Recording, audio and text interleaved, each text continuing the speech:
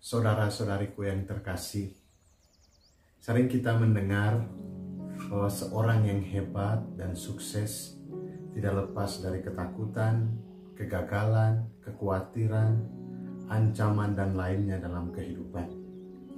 Maka sering muncul pertanyaan, bagaimana kamu bisa?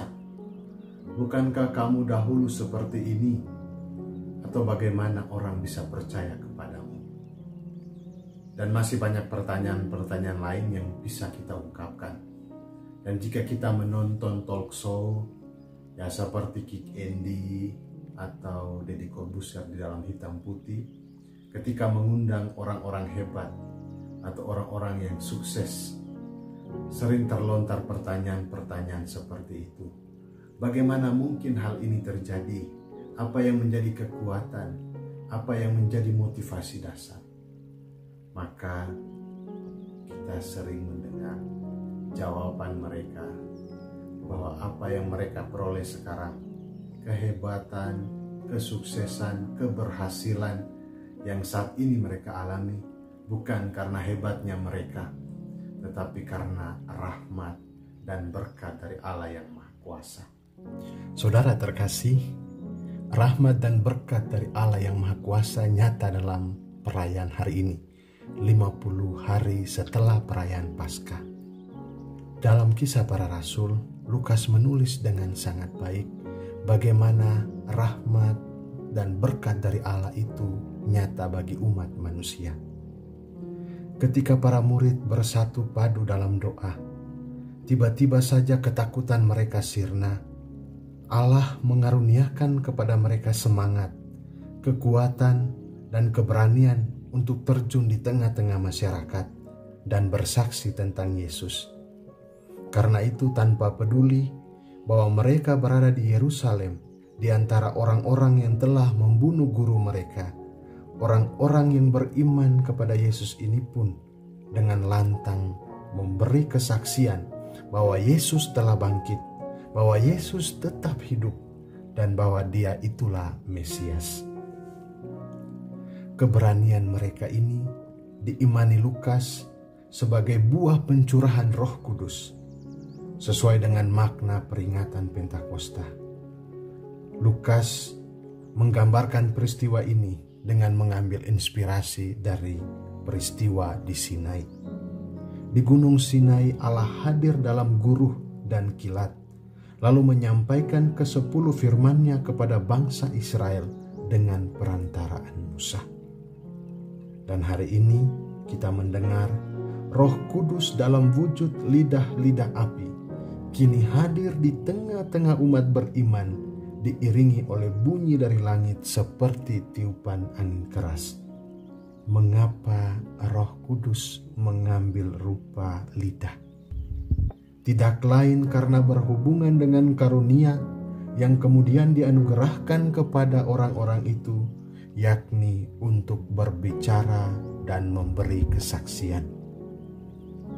Menurut tradisi Yahudi, ketika Allah berfirman menyampaikan perintah-perintahnya di Gunung Sinai, firman itu diturunkan dalam wujud 70 lidah, sehingga 70 bangsa yang ada di bumi dapat mendengarnya dalam bahasa mereka masing-masing. Saudara-saudari terkasih, mungkin kita tertarik dengan kisah lidah-lidah api atau bahasa-bahasa roh, dan kita terpukau membayangkan bagaimana peristiwa itu terjadi pada diri kita. Lidah api dan bahasa roh sebagai suatu tanda atau mujizat yang besar, tetapi itu hanyalah sarana untuk mujizat Tuhan yang lebih besar, yakni mewartakan Injil kepada segala bangsa. Mereka telah menerima karunia Roh Kudus yang memampukan mereka berkata-kata, pergi kemana-mana, dan berani bersaksi tanpa takut akan bahaya, ancaman, penganiayaan. Itu semua tidak membuat Injil menjadi kerdil atau mati. Karya Allah ini tidak mungkin dihalangi oleh manusia, dan mereka mewartakan sehingga semua orang mampu dan siap menerima kesaksian-kesaksian mereka. Semua ini bukan karena hebatnya mereka, bukan fasihnya mereka berkhotbah, tetapi semata-mata karena karunia Roh Kudus berkenan membuka hati orang-orang yang mereka sapa. Dalam kisah Injil, Yesus menghembusi Roh Kudus kepada para murid dan mereka memperoleh kuasa. Dan kita pun menerima Roh Kudus dari Allah dalam baptisan. Roh yang satu dan sama memberi daya bagi kita.